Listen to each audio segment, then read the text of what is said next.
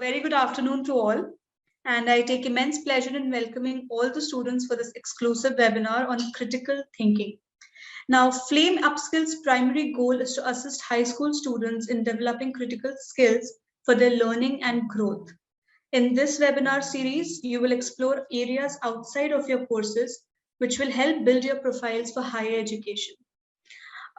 Please note, students, attendees who complete the entire session will be given a letter of participation, and you will receive the letter by next week.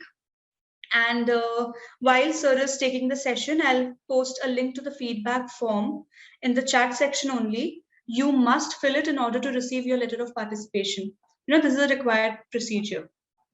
Okay, so today's session will be taken by Professor Michael Hatcher. Professor Hatcher is an assistant professor of philosophy and critical thinking at Flame University. He received his doctorate in philosophy from University of Southern California. He loves introducing students to the philosophical conversations and the skills required to do it effectively.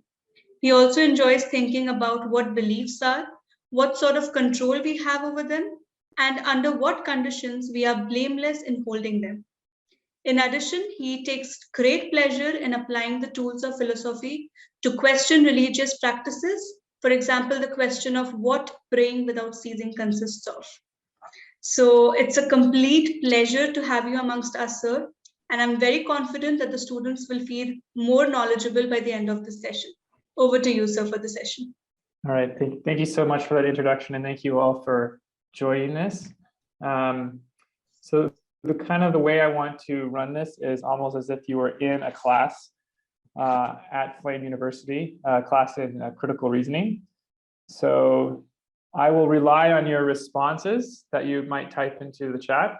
So get ready to think about some of the questions I'll be asking and then provide responses to those. And today, what I want us to begin thinking about is what, in a sense, what thinking is, although I'll actually usually use the word reasoning. So what is it to reason, right? So I'll have a few things to say about that. And then I'll try to connect the things I say about reasoning to the notion of an argument. So we'll learn what an argument is.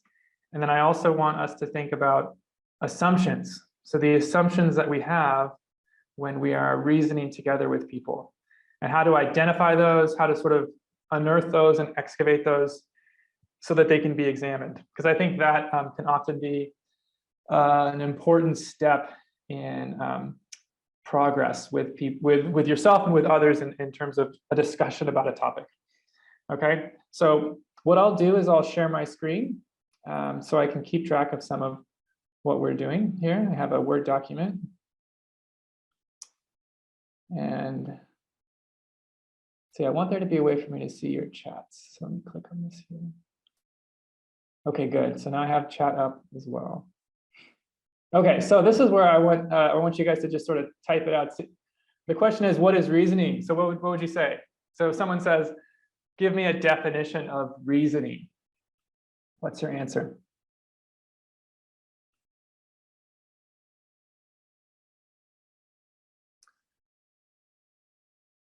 So take 30 seconds, take a minute, and then write out what's coming to mind.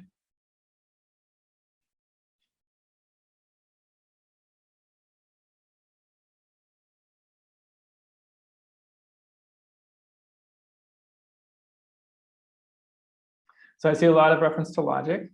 Yeah. Logic kind of statement.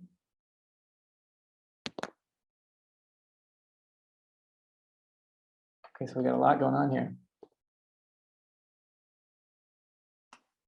To give meaning to something. Base your claims with relevant ideas or evidences. I like that. Discriminating quality of mind to distinguish between things. Speaking with knowledge and assumption, causes why for certain things you're doing. Justifying a phenomenon or action from past experience or motives to understand. So there you're talking about sort of the purpose of why we reason. It's the way or style of thinking.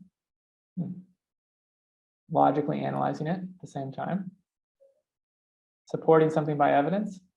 I really like this notion of supporting something by evidence. Maybe I'll note that down. A lot of reference to logic. Pros and cons. Yeah, awesome. A lot of good stuff here. So I'll give you sort of a technical definition, and I think it relates to a lot of what you guys have been saying. So the way I want us to think of reasoning is it's something we do all the time, right? We start off, and maybe we start with a question, right? But in addition to the question, you start with a set of mental states, so facts about your mind that you already have. So like beliefs, desires, intentions that you already have at a certain time, like, time 1, right? And then reasoning is a process where from the beliefs that you start with, you update them or change them in some way on the basis of the previous beliefs that you have. So sometimes this is called drawing a conclusion. So if you see here on the Word document, I was talking about your beliefs, desires, intentions. There's other mental states as well at a certain time, T1. Well, you're going to have those, but then there's going to be some changed belief or intention or desire or whatever. So there's some update. It's a transition. You've made an inference. You've drawn a conclusion, and your mind is now a little bit different. All right, so let me give you a really silly example. Right? So I walk into my kitchen and I'm like, I'm really hungry right now. But I really want to eat something that's savory, right? That would really exactly sort of fill what my stomach needs. And I have certain beliefs about what's in the kitchen that's available and so on and so forth, but I don't yet have a belief about what I should make. Okay. So I think, oh, I have onions, I could grill those up really easily. Maybe I have some cheese I could grate onto something. And I want to make it really quickly. Maybe I have some tortillas, maybe I have some eggs or something. And so I decide I'm going to make an egg burrito, right? So I'm from California. I love egg burritos, so that's something that I would make. And so I come to this conclusion, I'm going to make this nice, savory, cheesy egg burrito, and I'm going to eat it, okay? So that's the conclusion of my reasoning. So I want something savory, I want something quick. These are the ingredients that I have. I'm gonna make this. Okay. So that's a very simple example of reasoning, but reasoning can be very, very complex. Here's but again, it's an example of you start with certain beliefs and desires, and then you update them and change them. So there's this shift, there's this transition, and it's something that happens in your mind. Okay, so it's an internal process. Right, in principle, you can reason with your eyes closed and just thinking about things, okay? Here's a sort of basic definition I want to give of reasoning. So it's a type of thinking. It's thinking in which one draws conclusions about what to believe or what to do. So it's this mental process.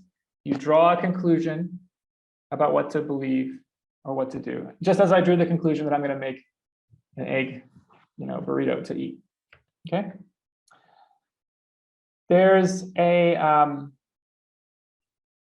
important distinction that I want to make.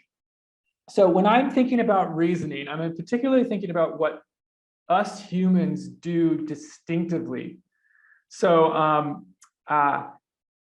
one of the earlier philosophers in the Western tradition, Aristotle, gave a definition of humanity, right? It's this interesting question, what makes us human, right? So Aristotle thought about this, and Aristotle said, a human is a type of animal, namely a rational animal.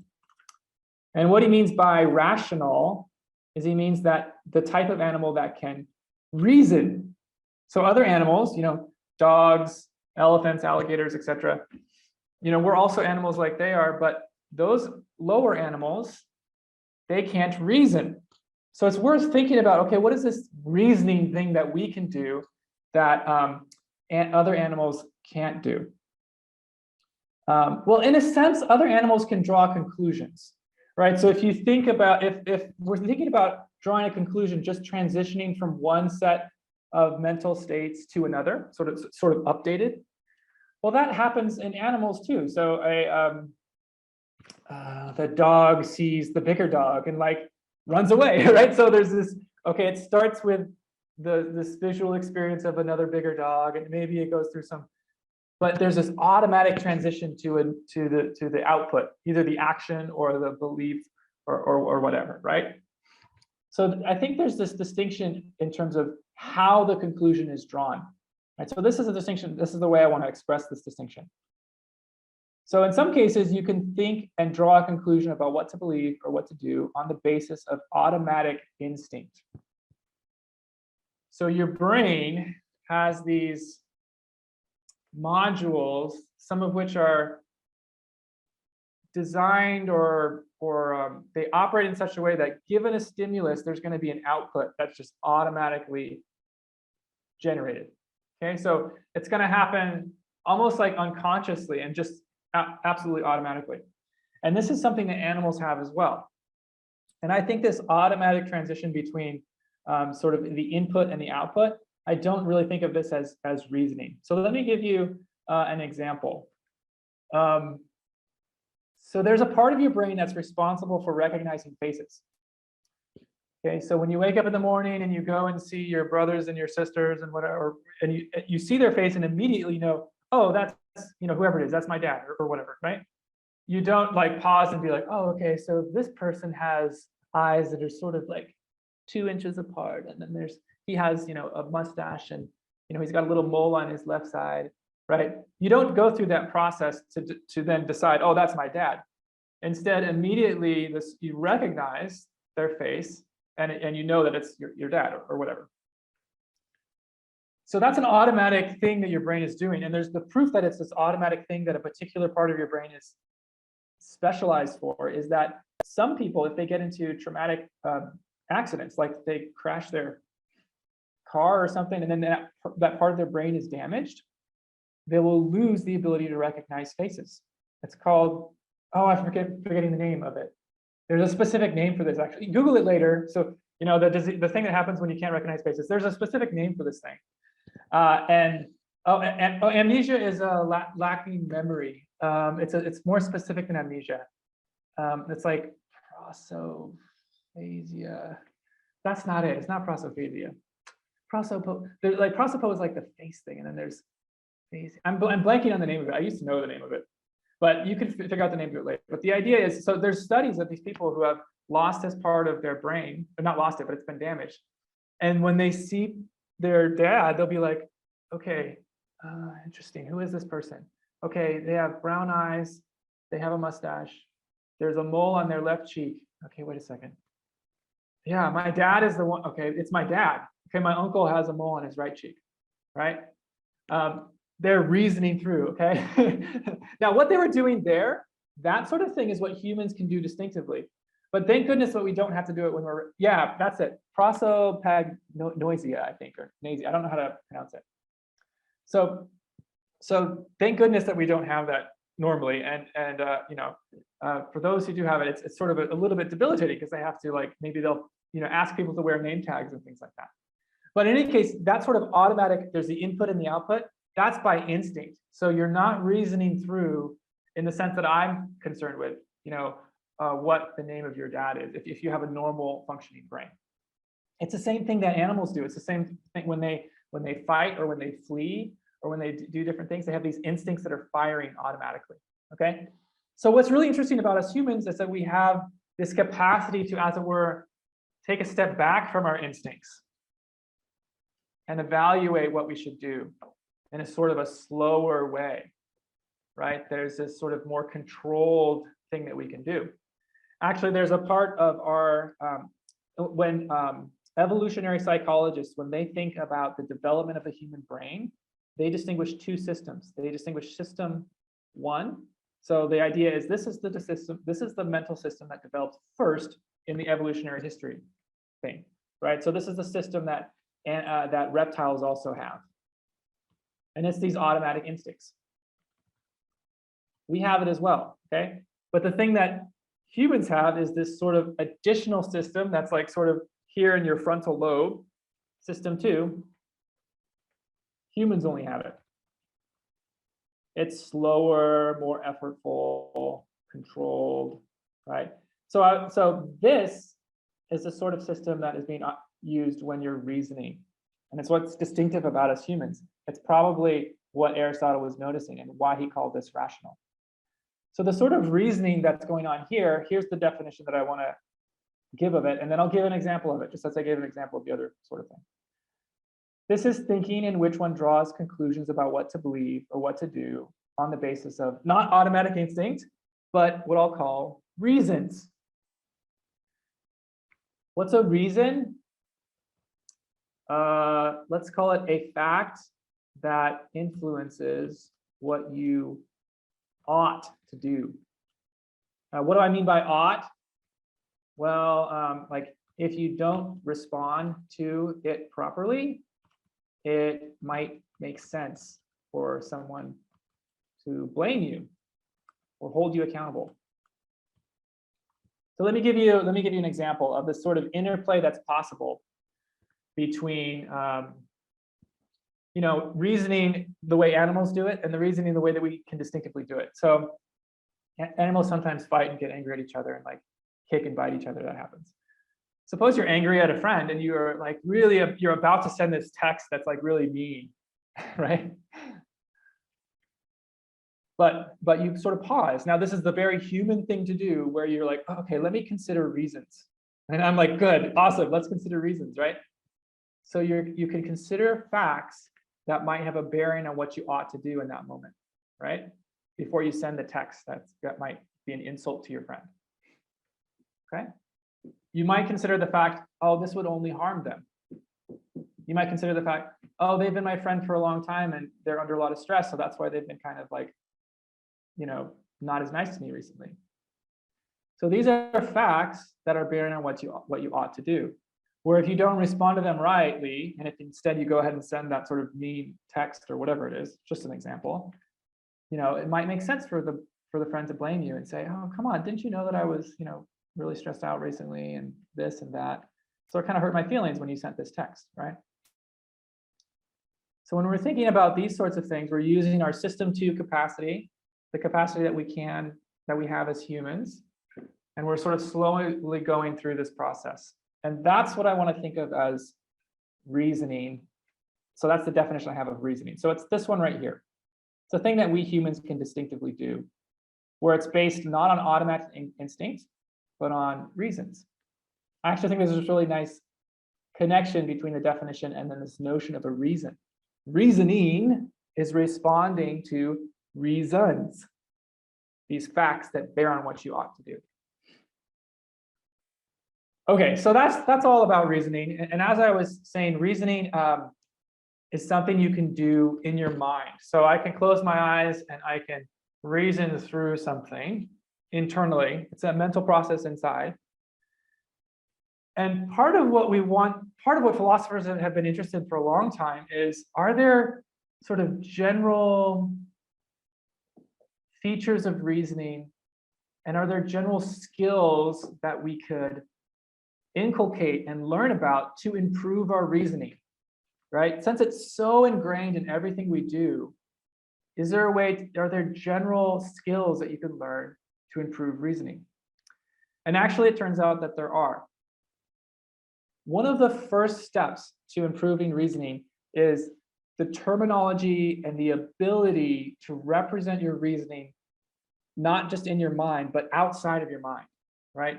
And this can be very, very important. So let me give you an example for why this can be so important.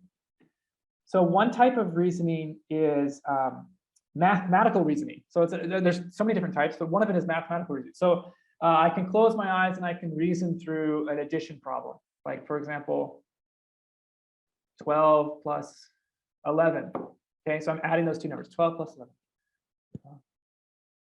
Okay, so I'm adding the 10, so that's 20, and I've got the 2 in the, so that's 23. I think I did that right? So that was the way I sort of did it. So 12 plus 11 is 23. It's a very simple mathematical problem that I did. And I'm able to do that without the aid of the techniques that I might learn in a math class, okay? However, there's lots of much more difficult math, and we can do it as humans. But part of the reason we can do it is we're taught certain skills to represent these problems external to the mind, and then we're taught procedures to work through them. it magnifies and expands our power. So for example, if I say, okay, here's a mathematical problem.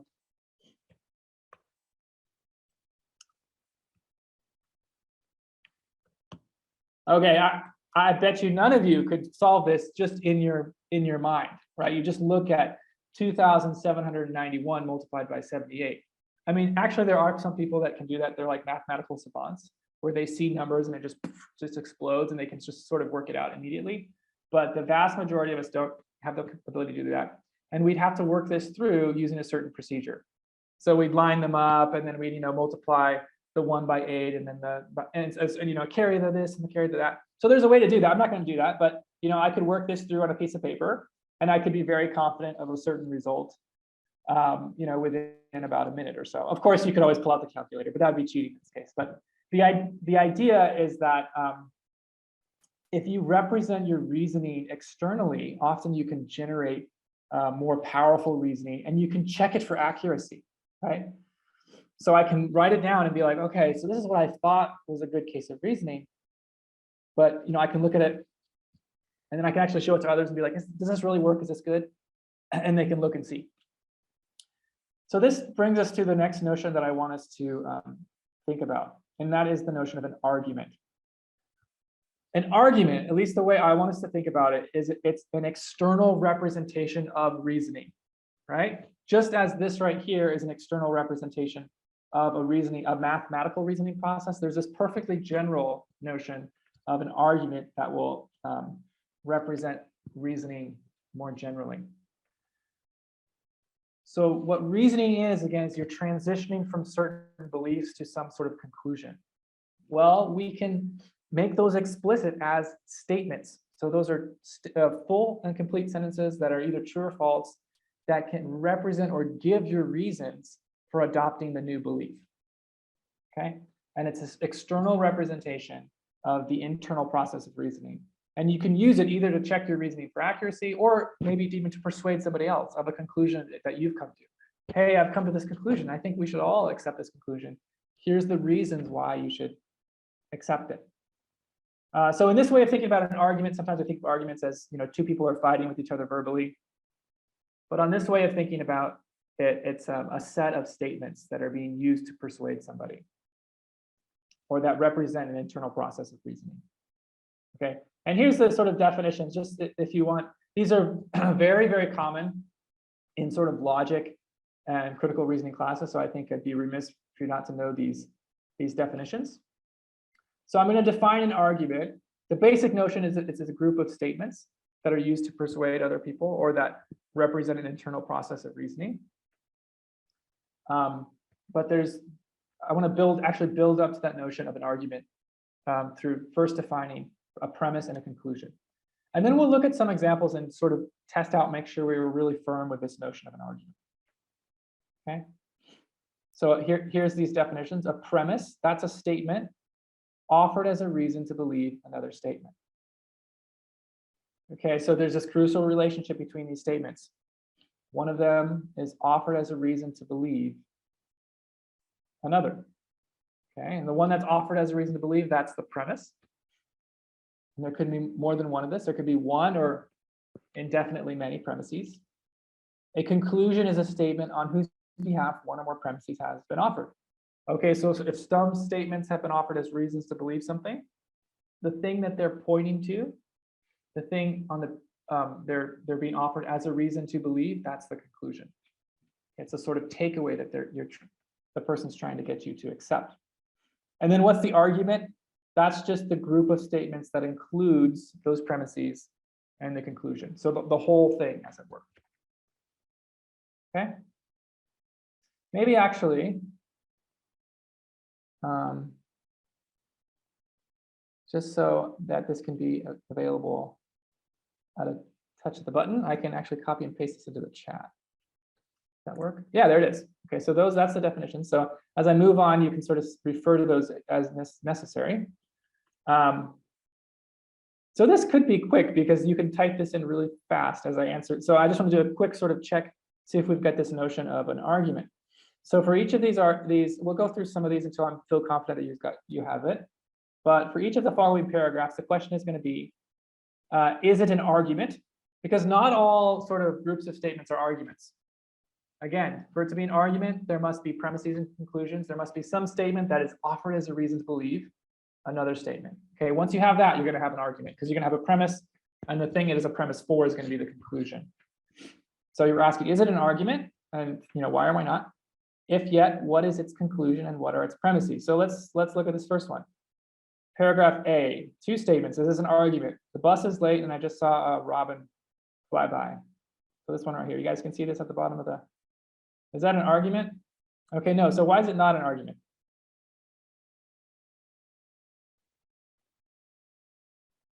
So think in terms of the definition of argument I just gave. So you're right, it's not an argument, but tell me why it's not an argument. Doesn't have a conclusion, good.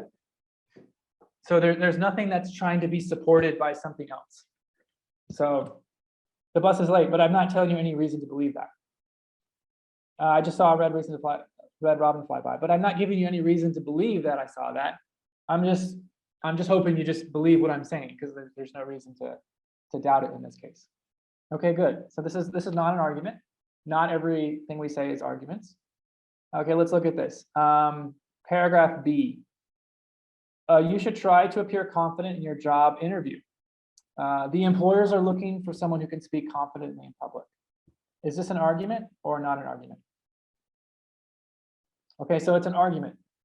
That's correct, it is an argument. So first step, when you find an argument, the first sort of clarifying thing is identify the conclusion. So tell me what the conclusion is here. Somebody tell me the conclusion. It looks like there's 2 statements.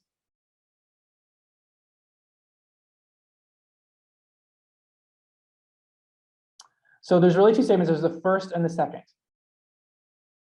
Okay, so yes, it's that you should, so this is Shrawani here. You should try to appear confident in your job interview. That's the first statement. That's the conclusion. So let me actually just underline that. So you should try to appear confident. Here's the reason why you should believe that. Well, I'm assuming that, you want to impress the employers. And what are they looking for? They're looking for you to speak confidently. Okay, so that's the reason why you should try to appear confident. Awesome. Okay, good. Let's do just a couple more. You guys seem to be getting this pretty quickly. So here's another paragraph. Michael Jordan never lost in the NBA Finals.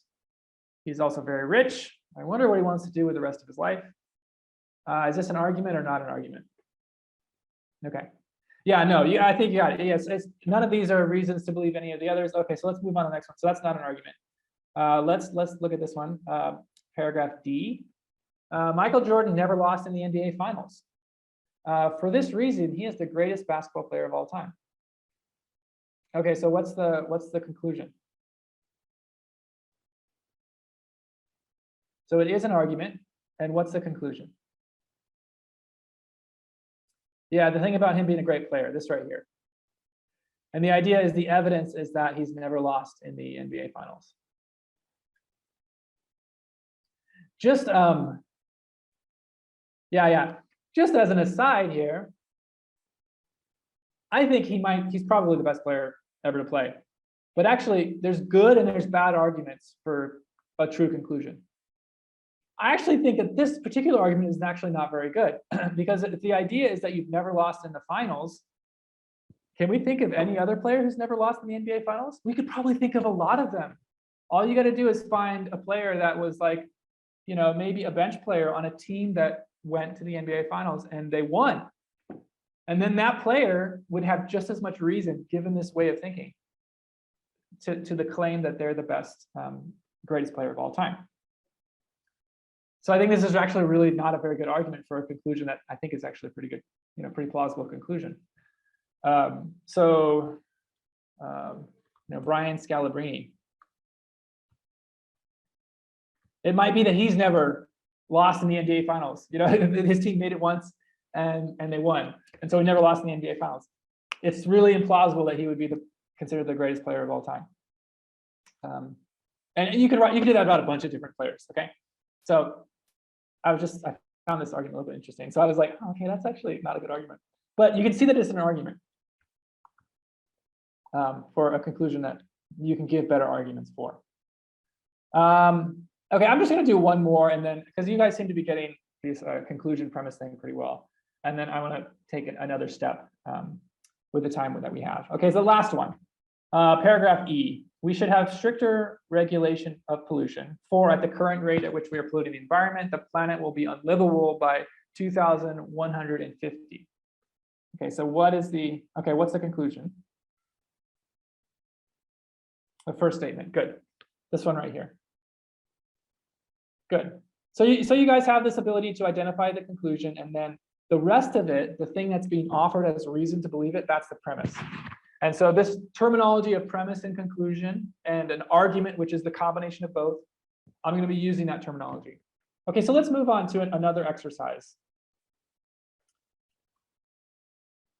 Okay, and another bit of terminology. So when someone gives an argument, often there's this something that we need to be aware of is that the argument might be incomplete as stated. And part of what can be really helpful to do is to think about how to complete the argument. Because it might be that when you complete the argument, it turns out to be not very good. Or maybe it turns out to be good. But the point is that the thing that you have to add to the argument for it to be complete, maybe it's a sort of, as it were, like a strong brick in the wall, or maybe it's like a crumbly brick, right? And we need to know which of those it is. And this thing that I'm talking about is assumptions, an assumption. So let me give you a definition, and then I'll talk through an example. Or actually, you can look and maybe find out how there's an example of an assumption here. Okay, an assumption is a statement upon which the persuasiveness of the argument partially depends. So it depends at least to some degree or other, but which is not stated explicitly, right? So it's something that's either true or false, and the plausibility or persuasiveness of the argument depends on it, but it's not stated. It's sort of it might be implicit. So there's this explicit means I've brought it out into the open. There it is, shining in front of it. It's actually has been stated. Implicit means, maybe I'm just have this presupposition that other people might be aware of it, but I haven't actually stated it, right? That's very common. Let's look at an example and see if you guys can identify the assumption in this paragraph. So this is now paragraph G. So here it is. Any restaurant that violates health standards should be investigated by the local authorities. Therefore, the KFC on the corner of Main Street and Orchard Avenue should be investigated by the local authorities. I think there's a really, well, so the first statement is actually stated, so it's not going to be an assumption. So this one right here. Yes. So the idea is, what's the assumption? That's the question I was going to ask. And it looks like Harjat Gambier has said that KFC has violated health standards. So the conclusion is that it should be investigated. All right, so this right here is the conclusion. This word here, the word therefore, that is what's sometimes called a conclusion indicator word. So it's a word that's telling you this is the conclusion right here that's following it, right? Yes, the assumption, the thing that's not stated is that particular KFC branch has indeed violated health standards, right? It's just completely unstated in the argument, right? So that's, as stated, it's a really bad argument that there should be an investigation, because yes, maybe it's true that any restaurant that violates health standards should be investigated, but then you're just jumping to this conclusion that this particular KFC should be investigated. We need the premise that it violated the health standards. Yeah. So this is an assumption. Now, this is a really silly case where maybe somebody just made a mistake, or maybe it's in the context where the assumption was sort of background knowledge that everybody was already bringing to the table, right? So, and then all you do is you add it to the argument, and then that's sort of it. It's an easy fix, right? So I could just go like this and be like, boom, call this, G star. We fixed the argument, okay? Still worth doing. I'm glad we did it, but it's not, super It's a big deal, really. In other cases, when the argument concerns controversial conclusions that people may or may not think perfectly clearly about, sometimes the assumptions at issue are really humongously important. And they're the very sort of thing that we should be discussing. Like, oh, is that assumption actually true or not?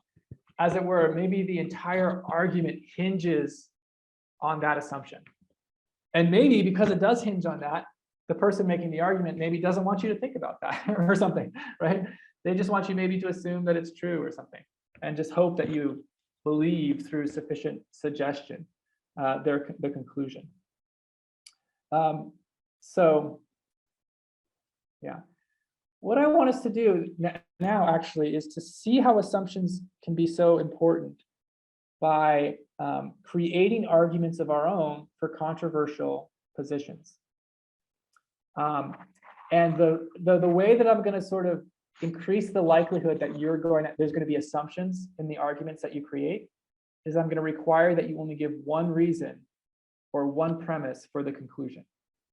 Okay, so we have, I think, about 20 minutes. What I want us to do, and you can do this by thinking through examples. You know, if you're sitting next to somebody else who's also listening to this, you can sort of discuss with them possible examples.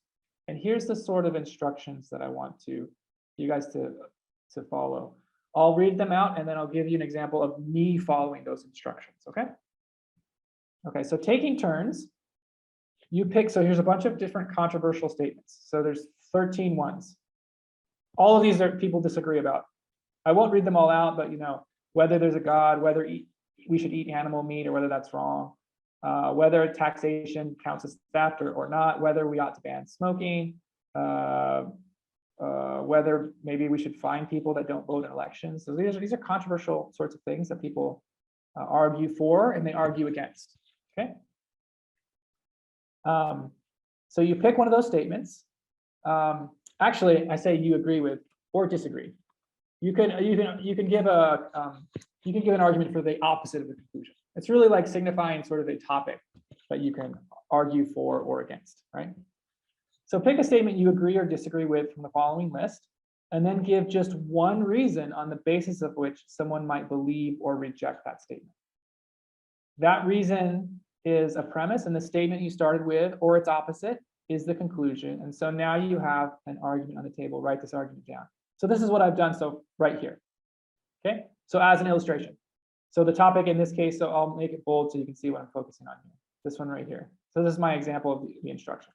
So the statement is abortion is wrong, right? So that's a statement someone might hold, and here's a reason people might hold it. Premise: every person has the right to be alive. Okay, so that's just the one reason, and then the conclusion, right? Now, here's the job of other people. If you're sitting next to someone, your teammates, okay? Your teammates' job is to identify any assumptions on which the persuasiveness of the argument that you wrote down depends. And then once you've identified at least one assumption, you can move on to generating another argument on another topic. Okay, so suppose one member of the team had written down this right here. The other member of the team might think, okay, wait a second, what's the assumption? What do I need to get to that conclusion? So yeah, maybe every person has the right to be alive. Does it follow that abortion is wrong? What needs to also be the case? What's the assumption here? The assumption is that a fetus is a person. Okay. Okay, that's really important to have that assumption clarified, because people who disagree about abortion often disagree about this very thing. So many people might accept the idea that every person has the right to be alive.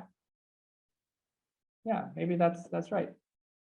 But there's a lot of disagreement about whether the fetus, the organism whose termination occurs in an abortion, whether that is a person or not, right? There's arguments that it is a person, and there's arguments that it's not a person, right? There's papers I can refer you to from philosophers that write about this, that present arguments for and against this assumption. But this assumption here is a really, really big one. Okay, so like if you see someone arguing, just look, everyone has the right to be alive, so this is why abortion is wrong. it's really worth clarifying. Well, there's a background assumption here that's not stated, which is that the fetus is a person. And this is something that we need to think about, whether that's true or not. So not to prejudge the issue, but just to identify this as a really, really important assumption. So that's the sort of sequence that I want to see if you guys can do for these other topics. And you can pick any one that you want, just any one that you're interested in. And you can argue for it or against it, but you do have to just give one reason, because I want to see what assumptions can be generated by your teammates. If you're not just all logged on individually, you're actually, some of you are like in classroom settings or something. Because I guess that would make it easier to do this.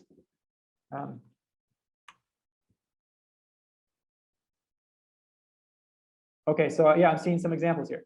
So so I posted into the chat the 13 different statements, and I'll give you maybe just a minute or two. I've got my eye on the time here, and I'm really curious what sorts of these examples you'll generate, where you're thinking through a premise for a conclusion, and then somebody else is trying to point out what assumption is needed to really get you to that conclusion. Okay, so let me just wait a few minutes.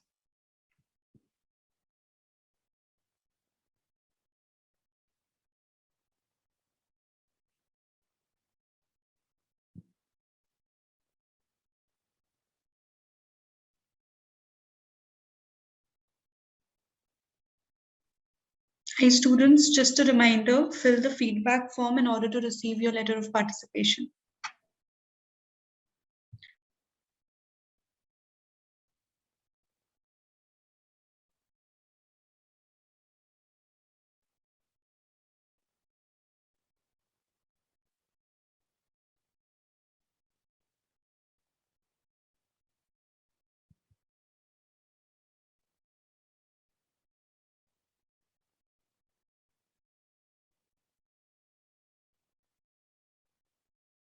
So far, we have 2, and I can copy. Yeah, I got it from the chat. Awesome. So I've copied 1 into the document. Let me copy another.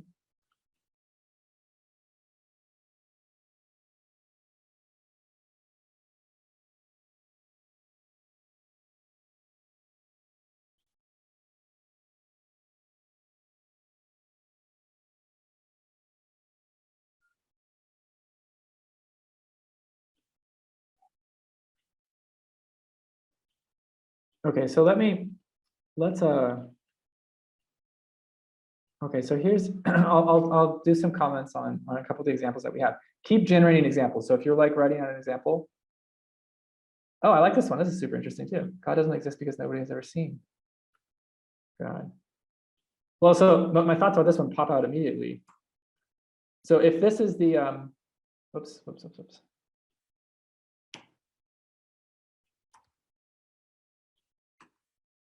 Oops, okay, I don't know why it's not. Okay, I'll just write it out. God doesn't exist because nobody has ever seen God. Super interesting argument here. So putting this in the format of premise and conclusion. So still, if you're generating an argument, go for it. Keep doing that. But the conclusion would be God doesn't exist.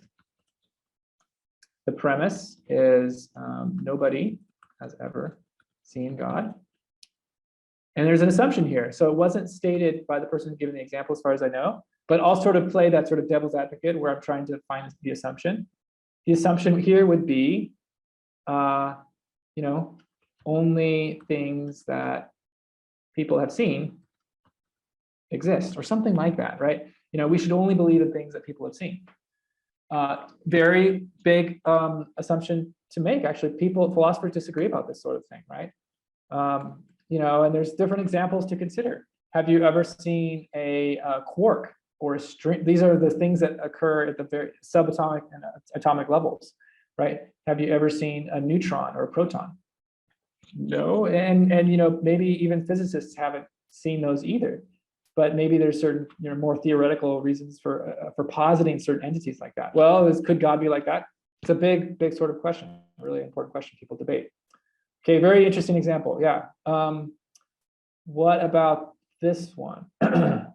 Eating animal meat causes Okay, so the conclusion is this therefore thing. And we've got unnecessary animal suffering. What could be an assumption? I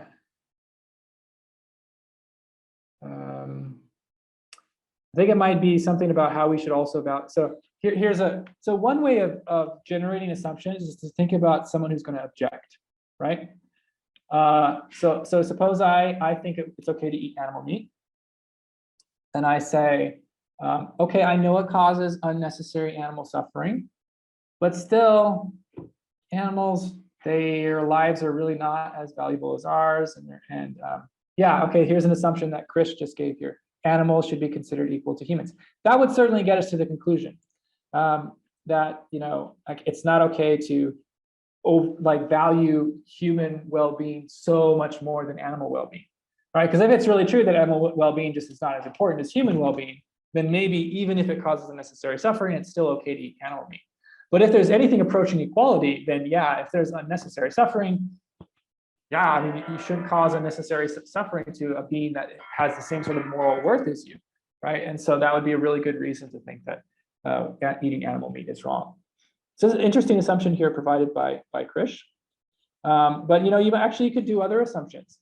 It could just be that animals have significant value, right? Because the idea that they have the exact same value or equal, it would certainly get you to the conclusion, but it might also be somewhat implausible. You might not need it to get to the conclusion.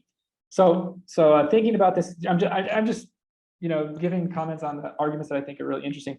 I may not be able to comment on all the examples you're giving, but I'm so glad you're having fun with these different examples.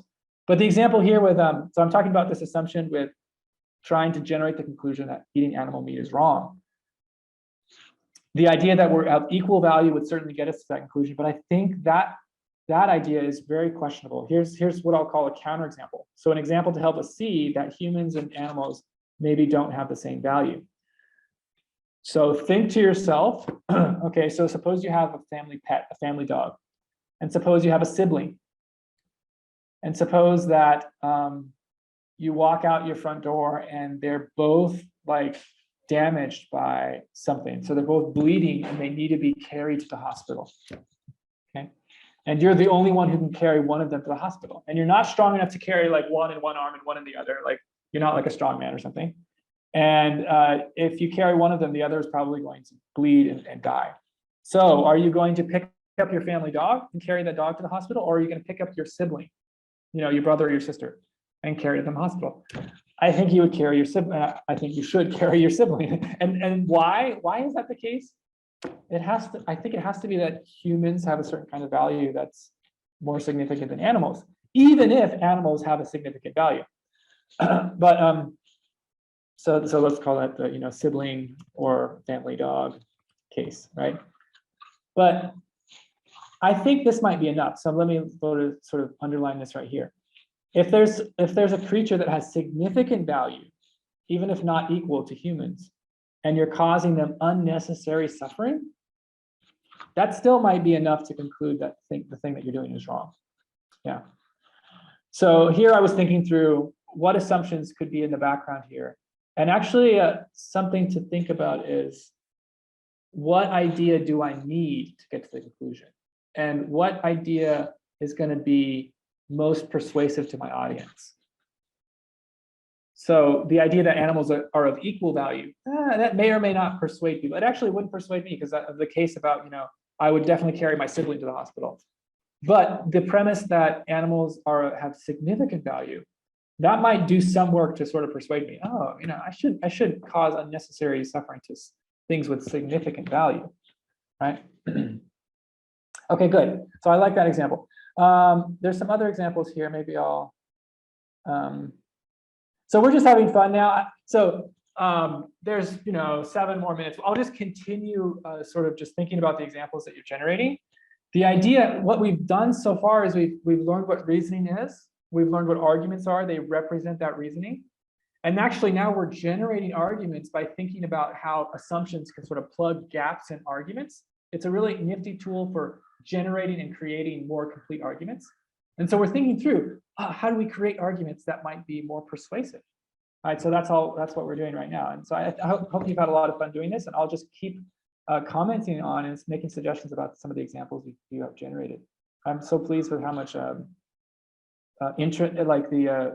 many examples you have generated here. So let me look at this one. So premise, every person has the right to be respected, okay?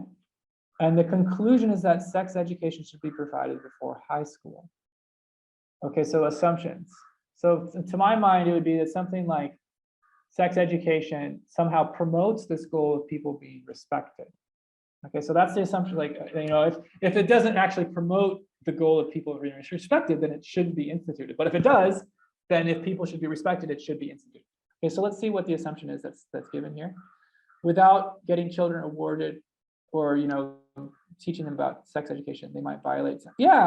They might violate someone's dignity or respect in future and commit a crime. Okay, good. Yeah, so the idea is we do want people to respect each other. Sex education could allow someone to be aware of how to respect other people. Yeah. So there might be things taught about respecting people with various sexual identities or whatnot, where they're aware of how to respect diverse groups of people.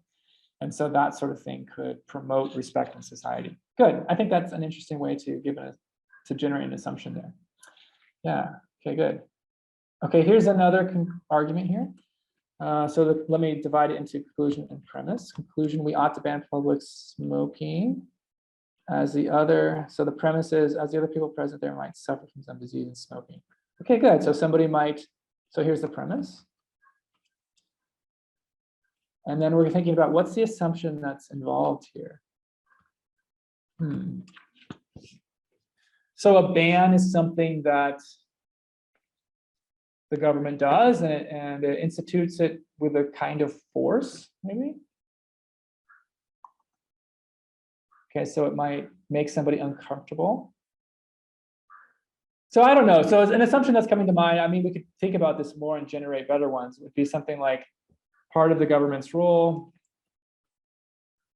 is to ensure public spaces where people can be comfortable, I guess. I mean, so the notion here was this thing about it's making certain people uncomfortable. Now, in principle, you could say, well, whatever. I mean, you know, who has the right to comfort? You know, like, you know, so suppose there's somebody who, you know, wears neon red shirt where somebody else is like, oh, red hurts my eyes, so I'm uncomfortable, right? I mean, it would be weird to think, oh, you should ban red shirts. But if you have this idea that there should be spaces where there should be a degree of comfort, then that would make sense. It's not just comfort though, it's actually that you're damaging the person because they might have a disease. So I actually think the word comfort is not doing really the work. I would suggest changing the word comfort to like sick. You know, it's making them sick, or it's unsafe, right? So what I would do is I would talk about how there's actually this issue of safety, and then if the assumption is changed to governments should promote safe public spaces, I think that's going to be a stronger argument, and I think that might actually be more what the person had in mind here, rather than the idea about comfort. So again, we're thinking about that example, thinking about how to make a more plausible argument out of it.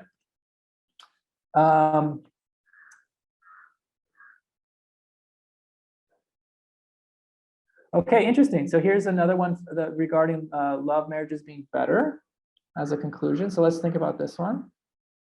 So the premise, by knowing another person beforehand, the couple might develop understanding and respect among them for both of them. And then there's this comparative claim here. Here's an assumption. Arrangement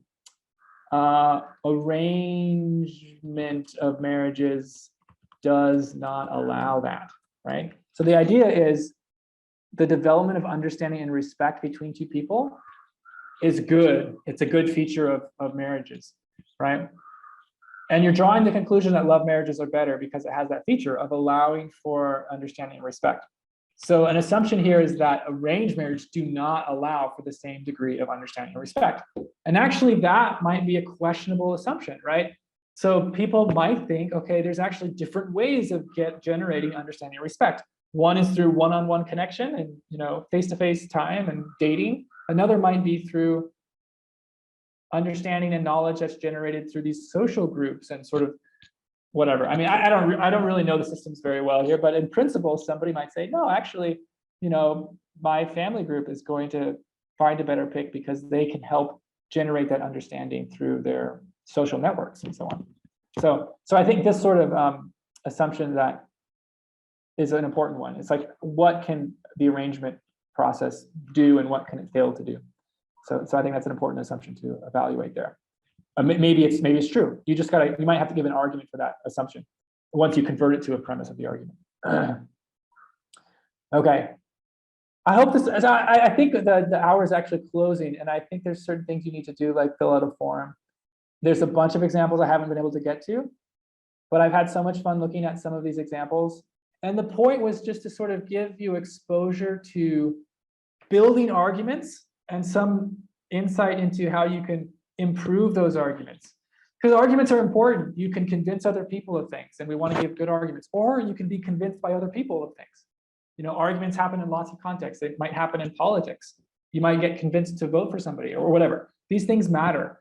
So as it is, what we've been doing is we've been generating arguments, and I've been sort of pointing out, here's ways to improve this or that. Here's ways to identify the assumption that's at issue. I hope that's been fun and educational for each of you here. It's been a lot of fun for me. So, but I don't really have much more to give, and I know that the time has come to an end. And thank you for generating examples, even if I haven't yet had a chance to get to your example. So I hope the process of thinking through these examples has been productive for you. All right. I guess if there's very general sorts of questions beyond the examples, you could ask a question if there's like a burning question you have, and I could try to say something about that question. But other than that, it's been a pleasure discussing these ideas with you guys.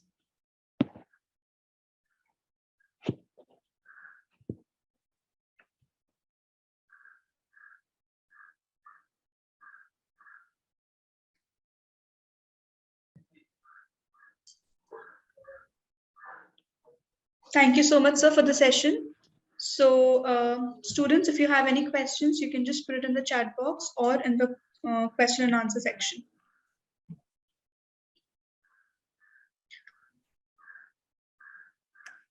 A premise is a statement offered as a reason to believe another statement. That's answering Mehak's question there.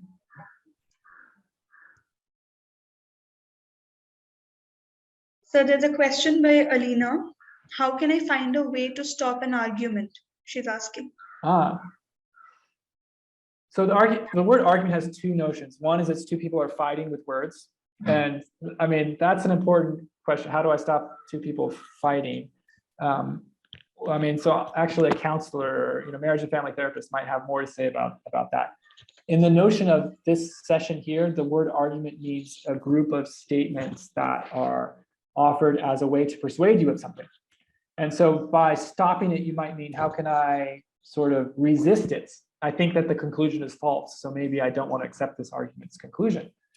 So there's two ways to resist or object to an argument. One is you reject one of its premises. You say, okay, you've given me these three reasons to think that the conclusion is true, but actually that first reason is not true. And it's really important, the argument doesn't go through unless you have that first premise. And so I reject the argument.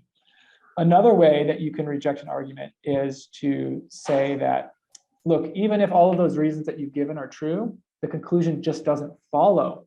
It's not adequately supported by those reasons. So those are two sort of general strategies of resistance to an argument if you don't accept the conclusion. And yeah, any other questions? How can critical thinking be used in our daily lives? Yeah, so we reason all the time. So, you're thinking through what your career prospects, what your educational decisions should be. There's reasons for and against. And sometimes it can be really helpful, particularly with big decisions, to write out things, right? So if the conclusion is I should, take the internship at company X, as opposed to the conclusion being I should enroll in college Y, whatever. There's reasons that are worth, okay, so taking the internship will give me this sort of experience. Well, how does that relate to my goals, right? How does it relate to my motivations and what my personality is like? All of these different things. It's good to clarify those sorts of things and think through whether those are good reasons for the decision or the conclusion that you're thinking about. So that's there's a direct impact there with the daily life. If you're a voter or when you become a voter, you need to think through arguments, right? So there's a proposal that we vote for this measure. What's the reasons for it? What's the reasons against it? That also affects daily life as well. Is it wrong to make an assumption? No, not always. So sometimes an assumption, the thing that you're assuming might be common background knowledge, and it might not be really worthwhile to clarify it because the other people already believe it. So like, in the case that I gave, that KFC should be investigated. It might be that argument was given after, in the context of a group of people having just shown that they violated health safety standards. So given that they just showed that and that was just already discussed, then this argument may not need to explicitly state the thing that everybody already knows, right? So and when you're in a group where there's like a lot of, the closer and more familiar the group is, the more assumptions you're going to share. And so in those cases, it can actually make sense and save time to not state those assumptions explicitly. It's just often, especially with somebody who's not in the group, they might need to be aware of those assumptions, right? And those might be the very people that, often there's disagreements between groups. So assumptions, it's a part of life, but it can be very helpful to try to, when it's important and when there's disagreement, to try to identify the major assumptions. That can be a really helpful thing. Yeah, but I wouldn't say that's always wrong. I mean, it depends on the context. Okay, please discuss statement 5, assisted suicide. Oh, okay. So that's a topic. If you want to learn more about government assist or doctor-assisted suicide or sometimes called euthanasia, there's an ethics course here at Flame, so you can enroll in Flame and take an ethics course. That's actually one of the topics. I think that's a little bit big of a topic to sort of dive into just at the very end here. Let's see. What if I continuously think about something again and again? And it's not important as it's given by my thoughts. So this is something that I've actually had in my history, which is obsessive compulsive thinking, right? So you go in these circles about a certain topic because like you feel unease about it. I was helped by seeing counselors and psychologists, and at one point I even had medication that helped me with this. So it doesn't happen as much, and because I sort of matured a little bit. So life is long, and you'll mature as you go through these different processes. But I would say ask for help if it actually is a real obsession. Okay, and the people around you care about you, and they will do their best to help you. Okay, that's been my experience with that.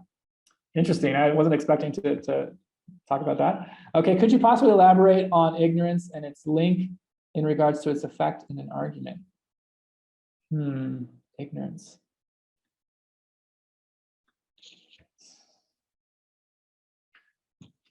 I don't know. There's so many effects of ignorance. Ignorance is just a lack of knowledge about something. So, if somebody is considering an argument, what they know and what they don't know, and so what you don't know is just your ignorance. And we all have ignorance. There's a bunch of things that I don't know. It's going to affect how I evaluate the argument. So, yeah, in many cases, somebody might not accept the premise, and the person who's presenting the argument should just say, well, maybe we need to learn more about this topic. And arrogance is not helpful. What's helpful is sort of curiosity, willingness to learn, because that's what is helpful for somebody who has ignorance about something that's important, right? So, suppose it's like ignorance about the climate and how human technology affects the climate. Okay, let's express some curiosity about science and some curiosity about how this works. And that can generate a little bit more knowledge about these things. Yeah, and I don't know, there's lots of things to say there, but how does ignorance differ from being aware of assumptions? In some cases, it might be the same, I guess. So you might be ignorant that KFC had actually violated those health standards. But in some cases, it might, and you just forgot to state it. In other cases, you might not be ignorant, but you would know it, but you again said you didn't state it because it wasn't necessary. So there is a difference there. So you could have ignorance and not state the assumption, even though it needs to be stated. Or you could know the assumption and not state it because you believe it doesn't need to be stated. So there's a difference between assumptions and ignorance, as illustrated there. Yeah. Okay, so there's one last question, perhaps. Does sometimes make include conclusions? Okay. So is it like okay or correct to make conclusions using assumptions? And I would say yes. Sometimes because those assumptions might actually be true. So the assumption might be true. I think that the point about like drawing to earth the assumption is that it allows you to ask and answer the question of whether that assumption is true. Okay, so so it might be true, and it might even be unnecessary to unearth the assumption, but often it's really important to unearth the assumption because people might not be aware of it, or people might disagree about it, or it might actually be a controversial assumption. So, but if the assumption is true, and if you're going to get the conclusion from that assumption combined with the other premises, there's nothing wrong with the argument in a sense, like it's generating the conclusion. So it's not like wrong or bad. It's just we can make the argument more helpful if and to the extent that we are highlighting those assumptions that are doing work, right? So think of it in terms of how can I make my arguments more helpful to other people, right? The point of an argument when you're giving it to somebody else is to move somebody from not believing your conclusion to believing that conclusion. So think of it as we're trying to help people, maybe help myself. Maybe I need to believe this conclusion more strongly, right? And some arguments are more helpful than others. So the idea is to work on the argument until you get it to be more and more helpful, more and more sort of doing more work at getting us closer to the truth about this question. Yeah. General principles counter argument. So general principles about arguments. There's a number of those that you'll learn in a critical reasoning class, which is another class that you can take at Flame. And I'd love to talk more about that as well. But good stuff. So I've appreciated the questions and the examples we discussed, but I think our time is running out. So I just want to thank you all for your participation. Yeah, so just one last question. Hiren is asking, could you recommend some books on critical thinking? On the chat section, yeah. Yeah, books on critical thinking. So the textbook that I learned from when I was an undergrad and that I actually still use is this one right here. David Kelly, The Art of Reasoning. I think it's really excellent. So this one right here, The Art of Reasoning by David Kelly. I can actually just put that in the chat. Okay. I think that's a great textbook. Yeah.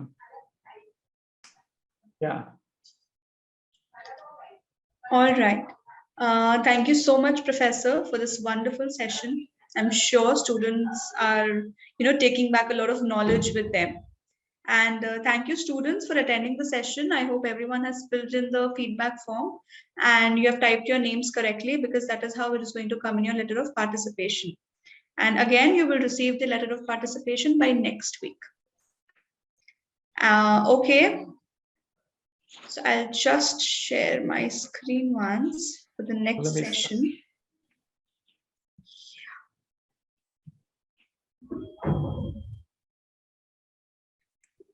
So students, the next session we have is on competencies for the 21st century by Professor Shalaka Shah.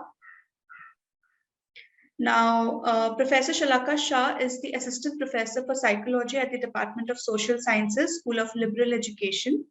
This session will focus on understanding 64 competencies that help in understanding your personality, in knowing your strengths and your potentials. Please note the registrations are limited for each school, thus register well in advance so that you don't miss out on the opportunity. I've also dropped the link in the chat box. You can register now.